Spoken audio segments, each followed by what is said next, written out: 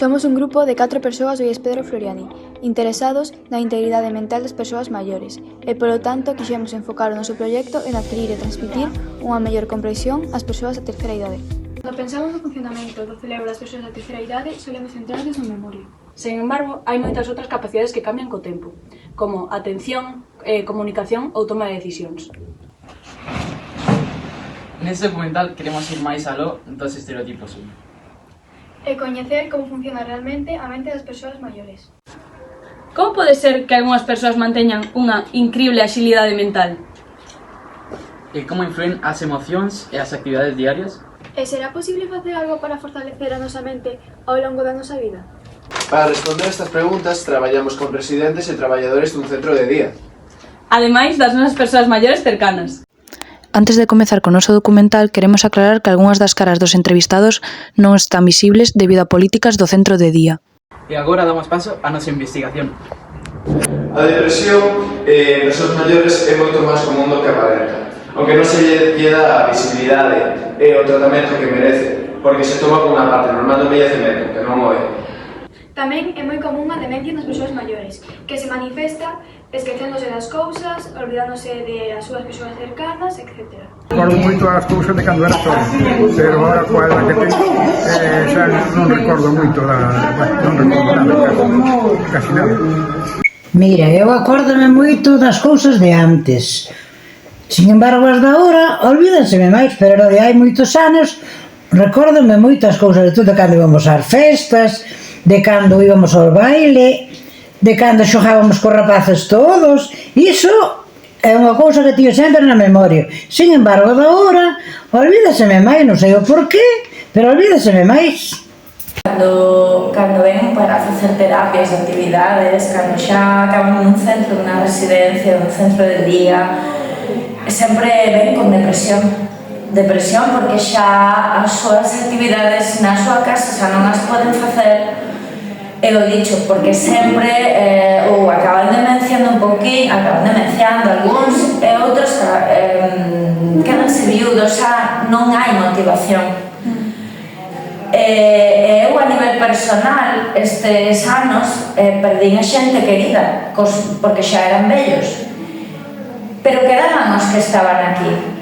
Dime conta, o dito, despois de moitos anos de traballar nisto, cando viví personalmente, dime conta de que cando perdes a parexa da tua vida, cando todos tuas fillos, teus netos están xa facendo a súa vida e quedas nun sofá pensando o que has feito no teu pasado e dices, e agora que? Que fago? Como paso o día a día? Mirando a televisión? Acabas tolo. Mirando pola ventana? É que acabas tolo. Entonces acabas nunha tristeza, nunha rabia interior, nunha nostalgia do teu pasado que tampouco é sano estar ni vendo a vida pasar, ni a nostalgia. Entonces, por que as actividades? Por que é tan importante que a sociedade, o núcleo de sistemas sociais se implique coa xente maior? Porque ainda é están aquí, ainda existen, son un activo potencial que se pode aproveitar non só a nivel público, sino en privado, que eles tamén necesitan o día a día para ocuparse. Como xa dixen antes, o ser humano movémonos por obxectivos. Se te faltan, a xente que ten depresión é porque xa non ten ganas de nada, porque non se queren levantar da cama, da igual que teñas 15 anos, que 20, que 40, que 80, non queres facer nada. E o dito, xa che dixen, tens que marcarte metas, de que sean cortas. Es máis, é importante que te marques metas cortas para poder indo cumplíndoas, non? Pouquinho a pouco, e así non frustrarse. Eles necesitan iso. Non se van a marcar a meta de decir vou a escoller un bo traballo, ne vou a ter os fillos. É evidente que non. porque teñen 80 anos, 90, pero din, bueno, que objetivo? Pois os días que me queden, pois vou sair polas tardes, estar con un grupo de xente para non aislarse, porque o aislamento tamén é un problema moi grande. De feito, os maiores cada vez máis están máis aislados. Eu me incluyo, eu non teño fillos, nin vou a ter, nin pretendo ter, e o día mañá ao mellor quedarei soa. Se non sales da túa casa para falar cos veciños, co grupo que me apuntei no ayuntamiento ou pagar un centro de día para ir, se non teño eso, se non teño motivación, un obxectivo, unha meta a corto plazo, que ganas vas a ter de vivir? Ninguna. O ser humano nace, o dicho, temos que estudiar, traballar, ter a nosa familia, tal, eles xa cumpliron todo. Mellor ou peor, xa cumpliron todo. Que te queda? Entretenerte, o ocio. O ocio, a vista está, no? As xeneracións que veñen agora, que as xeneracións que temos agora son xente da posguerra, ni sequera entende o ocio como van a entender as xeneracións que veñen do baby boom, que vai ser diferente. Eles están acostumbrados ao ocio do teatro, do cine, da música, os tempos van a ir cambiando, pero o problema vai seguir sendo o mesmo, que vas a chegar a 80 anos e os teus obxectivos vanse mermando, vais acabando. Entonces, se non te os marcas, inda que sean pequeniños, de sair a camiñar, ir ao cine, ir ao teatro, quedar con outros, sobre todo porque agora que estou falando, me conta, e moitos fan amistades novas, porque as súas amistades que han tido toda a vida, eles han ido enterrándoas. Han ido a moitos enterros, estaban fartos de ir a enterros. Entonces non teñen medo, ou si, hai moitos que sí, pero bueno, en general non teñen medo a relacionarse. Por qué? Porque es que senón que lles queda encerrarse na casa, non pode ser. O dito, me repito,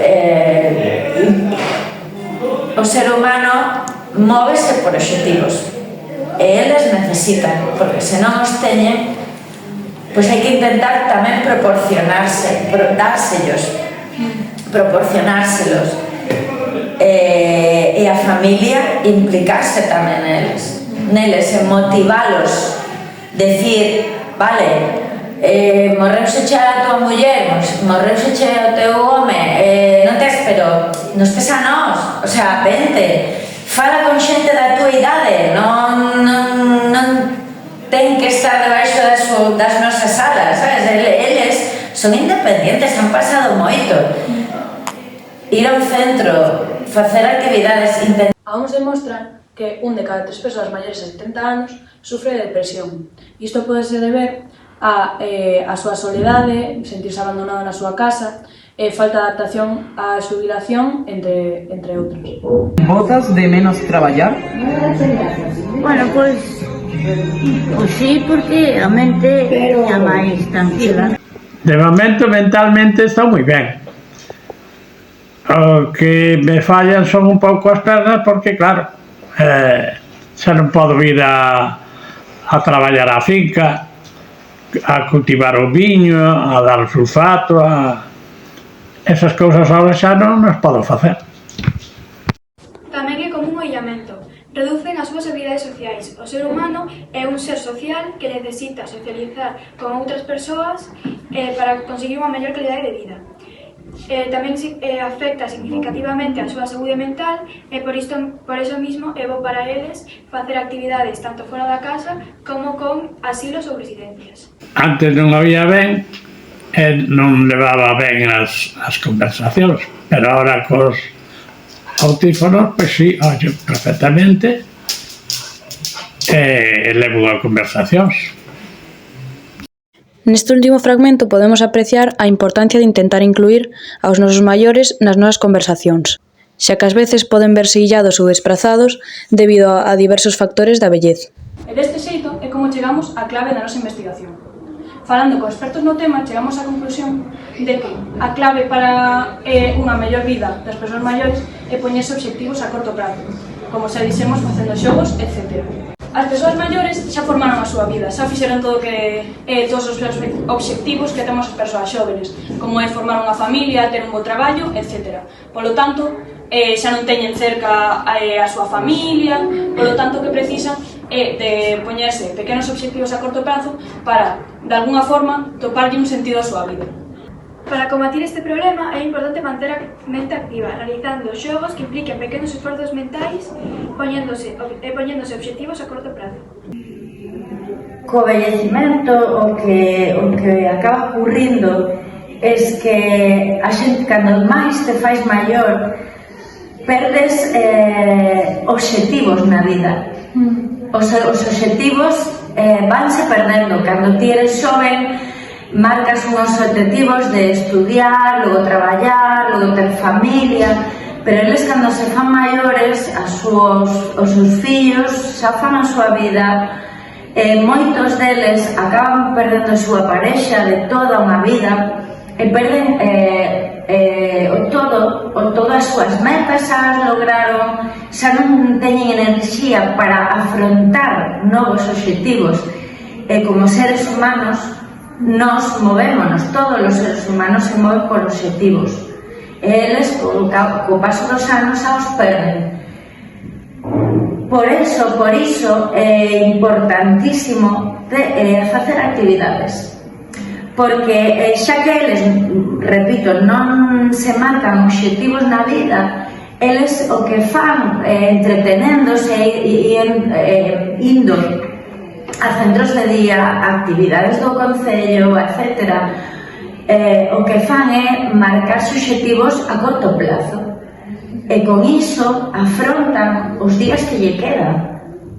Sean un ano, 2, 3, 4, 5, 10... porque nunca se sabe cando un va a fallecer, pero sí que sabe, e eles, sobre todo, eles viven o día a día, porque mañá non saben o que va a pasar con eles. Entón, se marcan esos obxectivos a corto plazo e para eles xa é un reto, xa é un motivo para seguir vivindo. E iso para o ser humano é importante, os obxectivos.